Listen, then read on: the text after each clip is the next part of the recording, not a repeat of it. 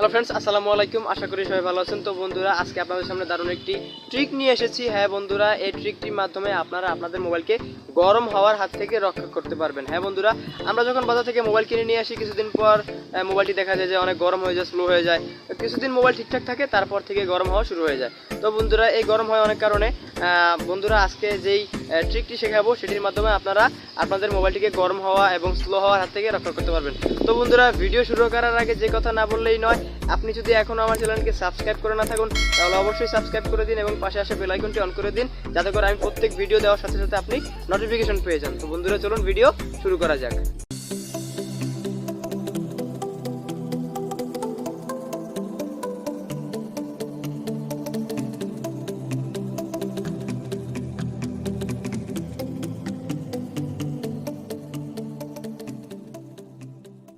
Alright, তো friends, আমরা mobile স্ক্রিনে চলে আসলাম। তো বন্ধুরা, আপনাদেরকে যে ট্রিকটি দেখাবো, তো বন্ধুরা আপনারা সোজাসুজি আপনাদের মোবাইলের সেটিংসে চলে যাবেন। বন্ধুরা, হ্যাঁ, আপনারা সেটিংসে চলে যাবেন।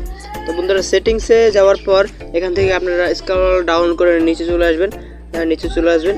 তো আপনারা আমার ফোনে মোর সেটিংয়ের ভিতরে প্রথমে চলে যাব। মোর সেটিংয়ের পরে দেখবো যে একটা ডেভেলপার অপশন নামে একটা অপশন আছে। এটা যদি বন্ধুরা চালু না থাকে, সর্বপ্রথম আপনারা যাবেন অ্যাবাউট ফোনে যাওয়ার পর একটু নিচে আসবেন।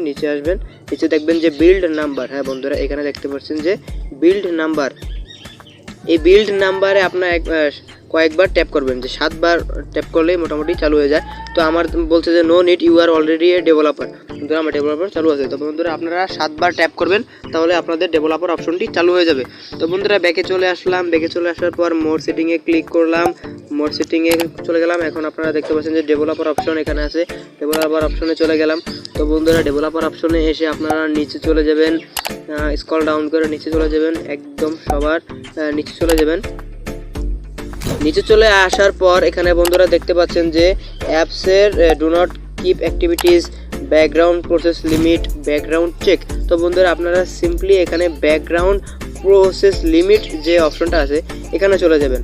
তো বন্ধুরা, এখানে চলে যাওয়ার পর দেখতে পাচ্ছেন কিছু অপশন আছে। এখানে আছে নো ব্যাকগ্রাউন্ড প্রসেস, তারপর আছে at most 1 process, at most 2 process, 3 process.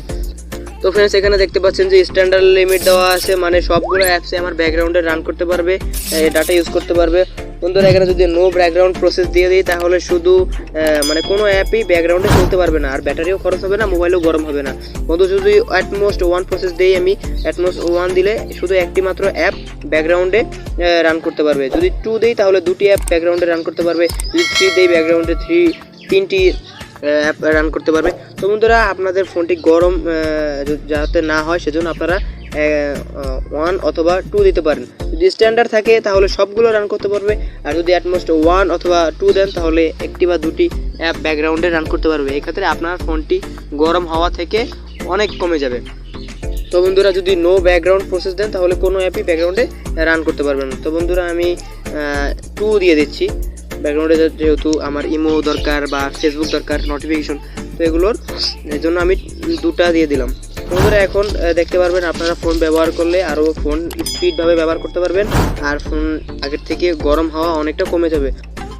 Alright, তো ফ্রেন্ডস, এই ছিল আজকের ভিডিও। বন্ধুরা, এই ট্রিকটি অ্যাপ্লাই করলে আপনারা আপনাদের ফোনকে গরম হওয়ার হাত থেকে রক্ষা করতে পারবেন। হ্যাঁ বন্ধুরা, আপনাদের ফোন আগের থেকে গরম হওয়াটা অনেক কমে যাবে। বন্ধুরা, এই ট্রিকটি অ্যাপ্লাই করে দেখুন। তো বন্ধুরা, আশা করি আপনাদের কাছে ভিডিওটি ভালো লেগেছে। ভিডিওটি ভালো লাগলে একটা লাইক করবেন, কমেন্ট করে জানাবেন কেমন লাগলো, আর বন্ধুদের মাঝে শেয়ার করে দেবেন। আর বন্ধুরা, আমার চ্যানেলে নতুন হয়ে থাকলে অবশ্যই চ্যানেলটা সাবস্ক্রাইব করবেন এবং পাশে আসা বেল আইকনটি অন করে দেবেন নতুন ভিডিওর নোটিফিকেশন পেতে। তো বন্ধুরা, আজকের মতো এখানে শেষ করছি। আল্লাহ হাফেজ।